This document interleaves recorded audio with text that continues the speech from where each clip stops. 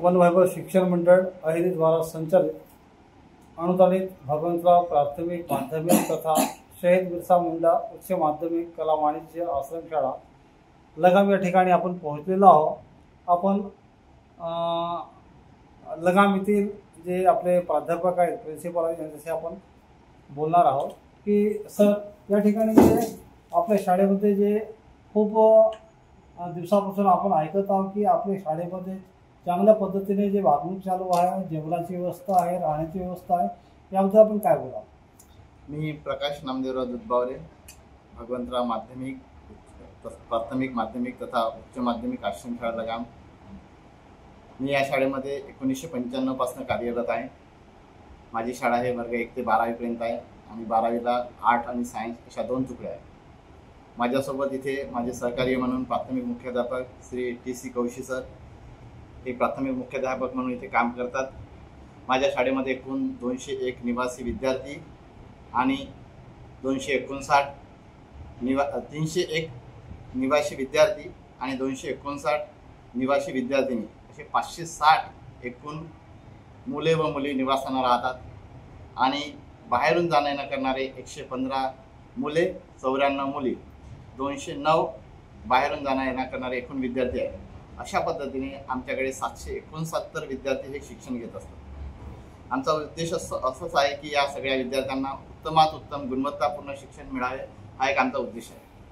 याकरिता आमच्याकडे संस्थेने उत्तम प्रकारे इन्फ्रास्ट्रक्चर तयार करून दिलेला आहे निवासासाठी आणि शाळेसाठी।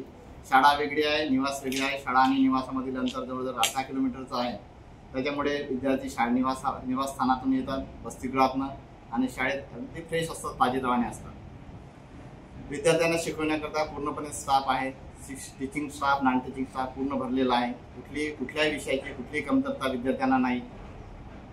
विद्यार्थ्यांना उत्तम शिक्षण मिळावं याकरता विद्यार्थ्यांना शैक्षणिक साहित्याची आवश्यकता असतो। त्यामुळे संस्थेद्वारा विद्यार्थ्यांना सर्व प्रकारचे शैक्षणिक साहित्य पुरवले जातात। नोटबुक, पुस्तक, पेन्सिल, कंपास, खोड रबर, स्केच पेन इत्यादी प्रकारचे साहित्य पुरवले जातात। आणि त्याचप्रमाणे लहान मुलांना single line, double line, triple line, 4 line तथा स्क्वेअर नोटबुक सुद्धा दिले जातो, ज्यामुळे त्यांची हँडरायटिंग आणि इंग्लिश त्यांना लिहायला सोपं जाईल।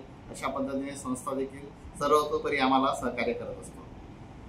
1991 पासून शाळेची सुरुवात झाली आहे। उत्तम दिवसेंदिवस शाळेची प्रगती होतच आहे आणि विद्यार्थी संख्या देखील वाढतच आहे।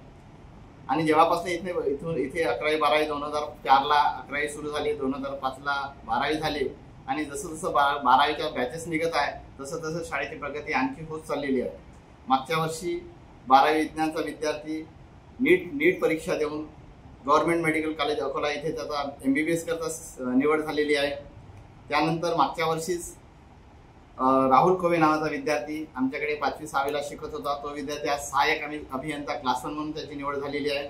इथेच 12वी पर्यंत शिकून गेलेला विद्यार्थी राज्यशास्त्रामध्ये PhD होऊन आज राजे धर्मराव सिनियर कॉलेज अहिरी येथे सिनियर लेक्चरर म्हणून काम करत आहे। आणि त्याच पद्धतीने या शाळेतनं आजपर्यंत 2 PSI, इतर पोलीस डिपार्टमेंट, तलाठी, ग्रामसेवक प्रत्येक फील्डमध्ये विद्यार्थ्यांनी गेलेले आहे।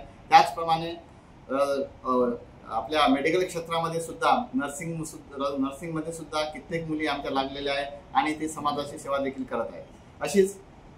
अशीच शाळेची उत्तरोत्तर प्रगती होण्याकरता संस्थेकडनं जो सहकार्य लागतो तो अतिशय महत्त्वाचा आहे आणि संस्था ही आम्हाला नेहमी सहकार्य करत असते आणि त्यांच्या सहकार्य आणि त्यांच्या मार्गदर्शनाच्या जोरावरच आमची शाळा ही पुढे जात आहे।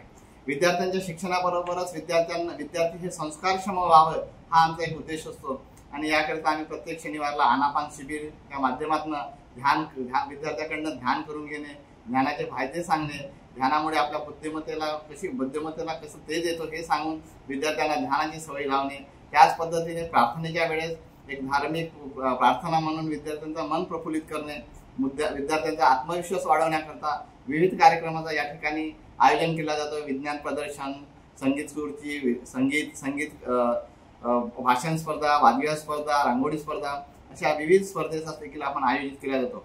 ज्या काही स्पर्धा प्रकल्प लेवलवर होतात त्या प्रत्येक स्पर्धेमध्ये आम्ही विद्यार्थ्यांना भाग घेतात विद्यार्थी आणि पारितोषिक सुद्धा मिळवतात। आजपर्यंत आमच्या इथनं विज्ञान प्रदर्शनामध्ये जिल्हा लेवल राज्य लेवलपर्यंत विद्यार्थी पोहोचलेले आहेत आणि खेळामध्ये सुद्धा विभागीय राज्य लेवलपर्यंत प्रत्येक वर्षी हे विद्यार्थी आमचे जात असतात। अशा पद्धतीने ही शाळेची आमची घोडदौड ही चालू आहे। संस्थेचे अध्यक्षाबद्दल तुमचं काय मत आहे? संस्थेचे अध्यक्ष आदरणीय बबलू भैया हकीम हे आम्हाला सर्वतोपरी मदत करत असतात, कारण आमची ही अनुदानित शाळा आहे। अनुदानित शाळेला संस्थेचा जोपर्यंत पाठबळ राहत नाही तोपर्यंत शाळा आम्ही चालू शकत नाही। मुख्याध्यापक शाळा चालू शकत नाही जोपर्यंत संस्थेचा पाठबळ राहत नाही। आणि आमच्या संस्था चालकाने आम्हाला पूर्ण जिम्मेदारी दिली आणि पूर्ण आम्हाला अधिकार दिल्यामुळे आम्ही आमच्या पद्धतीने आमच्या मनाला वाटेल त्या पद्धतीने आम्ही ही शाळा चालवण्याचा प्रयत्न करतो। दुसरी गोष्ट, विद्यार्थ्यांचा जो आमच्याकडे येण्याचा तो आणखी वाढतच आहे।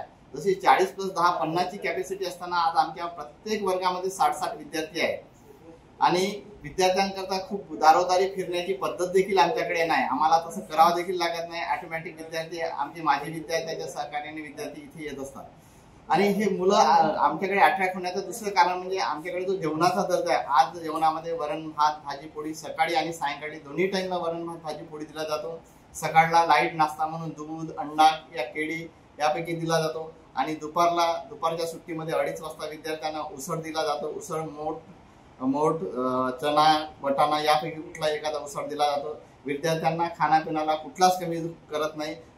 पोट भरेपर्यंत विद्यार्थी पूर्ण मनसोक्त खात असतात। विद्यार्थी घरून शाळेत आल्यानंतर त्याला पुन्हा घरची आठवण येऊ नये या सगळ्या तयारीने आम्ही विद्यार्थ्याकडे लक्ष देत असतो आणि म्हणून आमचे विद्यार्थी जोपर्यंत सुट्ट्या लागत नाही तोपर्यंत घरी जात नाही आणि शाळेची पट तथा उपस्थिती ही टिकून राहतो। शाळेची आजही उपस्थिती ही 99% आहे आणि नेहमीच ही उपस्थिती आमची 95 ते 100च्या दरम्यान आमची नेहमी उपस्थिती असतो। फार रेअर कंडिशन मध्येच विद्यार्थी घरी जातात, ते पूर्वपरवानगीशिवाय जात नाही आणि आणखी त्यामुळे आमची उपस्थिती ही नेहमी टिकून असते। पाण्याची वगैरे व्यवस्था, आंघोळ करण्याची व्यवस्था जी आहे?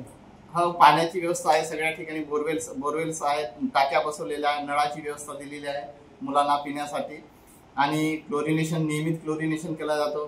मुलींसाठी देखील वेगळे संडास बाथरूम 13 संडास बाथरूम मुलींसाठी आहे, मुलांसाठी देखील 14 संडास बाथरूम आहे। त्याच्यामुळे आणि त्यामध्ये सगळ्यांना नळाचे टॅप लावलेले आहे, पाण्याची कुठलीच कमतरता नाही आणि शाळा आणि वसतिगृह हे वेगवेगळं आहे। शाळा आणि वसतिगृहापासूनचे अंतर अर्धा किलोमीटरचे आहे। मुलांना त्रास होऊ नये किंवा मुलांना कुठलीही येताना जाताना म्हणजे कुठल्या अडचणीला तोंड देऊ नये म्हणून आम्ही शिक्षकांच्या ड्युट्या सुद्धा लावलेल्या आहेत। विद्यार्थी येत असताना मुलांना घेऊन येणे आणि मुलांना घेऊन जाणे याकरता आम्ही प्रत्येक 2-2, 3-3 शिक्षक हे रस्त्यामध्ये राहत असतात, कारण हा वर्दळीचा रस्ता असल्यामुळे कुठलीही अघटित घटना घडू नये याकरता सर्व परीने प्रयत्न केला जातो। सर, वसतिगृहामध्ये गाद्या वगैरे आहेत का? हो, गाद्या आहेत। मुलींना गाद्या फक्त वसतिगृहामध्ये खाली झोपावं लागतो, बेडची व्यवस्था नाही, पण गाद्या आहेत। ती व्यवस्था कधी होणार? बेडची व्यवस्था करूच, आम्ही संस्थेशी बोलण्याचा प्रयत्न सुरू आहे, संस्थेला सांगण्याचा प्रयत्न सुरू आहे। लवकरच बेडची सुद्धा व्यवस्था होऊन जाईल। वसतिगृहामध्ये किती मुलं आहेत? वसतिगृहामध्ये 560 एकूण आहे, त्यापैकी 259 मुली आहे आणि 301 मुलं आहेत।